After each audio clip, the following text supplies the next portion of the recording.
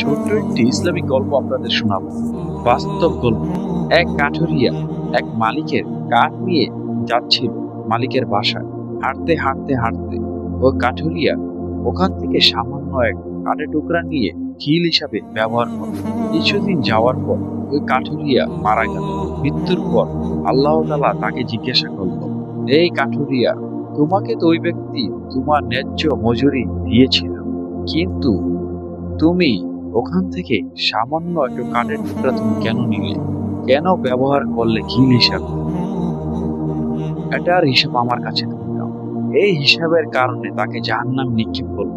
অথচ আমরা এই দুনিয়ায় এক আরেকজনের হক নষ্ট করি, তার হিসাব আমরা দেই না, কিন্তু তার হিসাব হবে হাসরের ময়দানে। তিনি তো সর্বশ্রেষ্ঠ বিচারক, তিনি তো দয়াবান।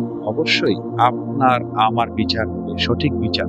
অপেক্ষায় থাকুন সেই দিনের, যেদিন সবাইকে জাগ্রত করা হবে, সবাই ইয়ানফসি ইয়ানফসি করতে থাকবেন।